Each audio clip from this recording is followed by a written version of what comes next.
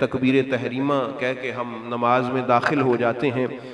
اس کو تکبیر تحریمہ اس لیے کہتے ہیں، یعنی ایسی تکبیر جو حرام کر دے، کس کو؟ اس دنیا کو۔ اب وہ بندہ کھڑا ہے اللہ تعالیٰ کے حضور، اب اس کا دنیا سے کوئی تعلق نہیں ہے، وہ کسی کے سلام کا جواب نہیں دے سکتا، کسی سے بات نہیں کر سکتا، اسی دنیا میں موجود ہو کے دنیا میں موجود نہیں ہے، یہی اس نماز کا حسن ہے۔ دنیا میں موجود ہے، لوگوں کے درمیان میں موجود ہے، لیکن ایک ایسا لفظ اس نے ادا کیا ہے اللہ اکبر کہہ کے، نیت کر کے، کہ اب وہ دنیا سے باہر چلا گیا، اب وہ اور کسی دنیا میں موجود ہے۔ وہ دنیا کون سی ہے؟ وہ اللہ رب العالمین کی بارگاہ کی دنیا ہے۔ تو اس لیے اس کو تکبیر تحریمہ کہتے ہیں۔ تو اس لیے میں آپ یہ مخصوص احباب ہیں، تکبیر تحریمہ کے وقت خیال کا موجود ہونا بہت ضروری ہے، چونکہ اللہ اکبر کہہ کے ہم نیت باندھ کے کھڑے ہوتے ہیں تو تب خیال کا موجود ہونا بہت ضروری ہے۔ یعنی اللہ اکبر کہیں تو تصور میں اللہ کی ذات موجود ہو، یعنی ہمارے تصور میں، ہمارے خیال میں یہ بات موجود ہو کہ ہم اللہ تعالیٰ کے حضور حاضر خدمت ہیں۔ اب اللہ کی ذات تو تصور میں نہیں لائی جا سکتی، نہ خیال میں لائی جا سکتی ہے، ہاں اس کی بارگاہ میں اپنے آپ کو حاضر ہونا یہ خیال میں لایا جا سکتا ہے۔ یہ ذہن میں رکھیں، آپ میں یا کوئی بھی بڑے سے بڑا بندہ، وہ اپنے ذہن سے اگر خدا تعالیٰ کا کوئی خیال یا تصور پیدا کر لے تو یہ باطل ہے، کیونکہ ہمارا تصور ہمارے اپنے ذہن کی تخلیق ہے، تو وہ تخلیق ہی ہوگی، اور اللہ تخلیق نہیں ہے، اللہ تعالیٰ کی ذات خالق ہے۔ اس لیے اللہ تعالیٰ خیالوں میں نہیں آ سکتا، تصورات میں نہیں ڈھل سکتی اللہ کی تصویر۔ ہاں یہ تصور کیا جا سکتا ہے کہ اللہ تعالیٰ کی بارگاہ میں ہم آ گئے ہیں اور اللہ تعالیٰ موجود ہے، ہمارے پاس موجود ہے، ہماری رگے جان سے زیادہ قریب ہے، ہمارے دل سے زیادہ قریب ہے، ہماری روح سے ہمارے زیادہ قریب ہے، ہمارے جسم سے ہمارے زیادہ قریب ہے۔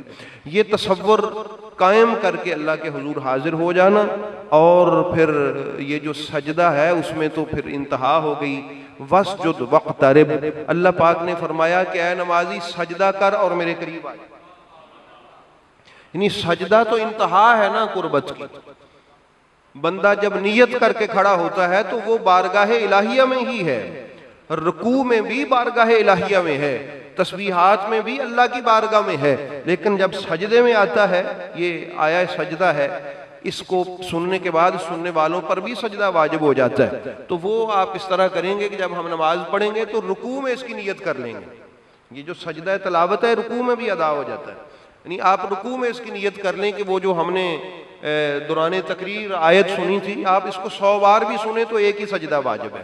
تو رکوع میں آیا سجدہ کی نیت کر لیں تو رکوع میں آپ کا سجدہ ادا ہو جائے گا، سجدہ تلاوت جو ہے۔ تو وَاسْجُدْ وَاقْتَرِبْ، کھڑا بھی اللہ کی بارگاہ میں تھا، رکوع میں بھی اللہ کی بارگاہ میں تھا، لیکن جب سجدے میں پڑا تو اللہ کی بارگاہ سے آواز آئی کہ اب تو قربت کی انتہا پر ہے۔ وَاسْجُدْ وَاقْتَرِبْ، یعنی سجدہ انتہائے قربت ہے، کمال قربت ہے، اس سے آگے قربت ممکن ہی نہیں ہے بندہ مومن کی۔ فرمایا اب تو بالکل اتنا قریب ہے کہ اس سے زیادہ قربت تیرے لیے ممکن نہیں ہے۔ ہاں یہ الگ بات ہے کہ ہستیوں کے اعتبار سے قربت کے درجات ضرور ہیں، اللہ کا نبی اس کی قربت کا معیار اور ہے، اور اولیاء کا قربت کا معیار اور ہے، عام بندہ مومن کی قربت کا معیار اور ہے۔ تو اللہ رب العالمین بہرحال ہمیں قربت الہی کی شرینی اور اس کے مزے عطا فرمائے۔ تو اس لیے احباب گرامی، نماز ادا کرنا یہ ذکر الہی کی بزم قائم کرنا ہے، نماز ادا کرنا۔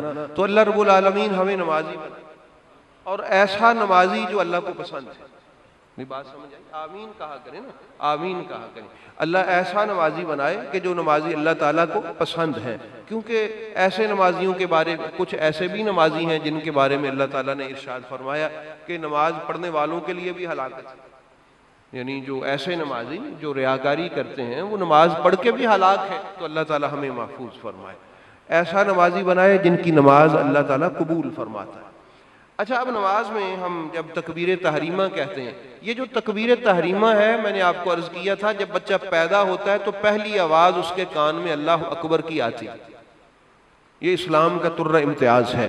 اور عرض کیا تھا جب اس کو دفناتے ہیں، اس کو جب میت قبر میں لٹا دیتے ہیں تو اس وقت آخری آواز بھی اللہ اکبر کی ہونی چاہیے۔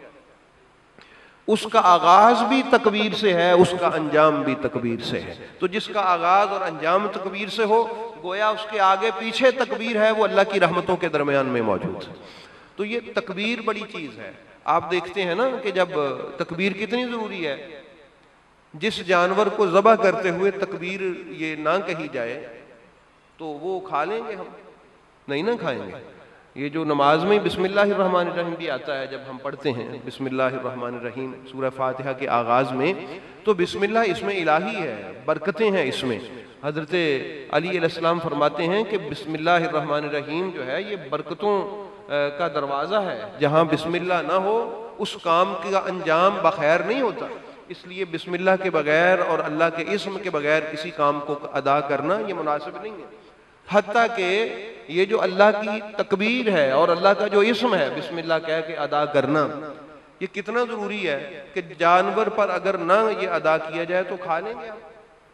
نہیں نہ کھائیں گے، ہم کہیں گے یہ حرام ہے۔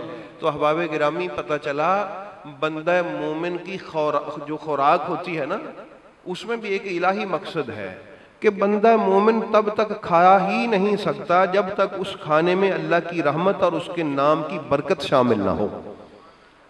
تو یہ بھی ایک ہمیں سکھایا جاتا ہے۔ تو تکبیر تحریمہ ہو، بسم اللہ الرحمن الرحیم ہو، یہ بہت ضروری ہے۔ حضرت علی علیہ السلام بہت زیادہ تکبیر کہا کرتے تھے، یہ اللہ اکبر بہت زیادہ، بلکہ آپ کے بارے میں تو یہ روایت ہے کہ ہم جنگوں میں اندازہ لگاتے تھے کہ کتنے لوگ حضرت علی نے قتل کیے۔ کیسے پتہ چلتا؟ فرمایا حضرت علی بلند آواز سے جب تکبیر کہتے تو ایک بندہ قتل ہو گیا ہوتا، یعنی وہ جو کفار کو قتل کرتے یا ان کے سامنے جو لوگ آتے تھے ان کے جنگ میں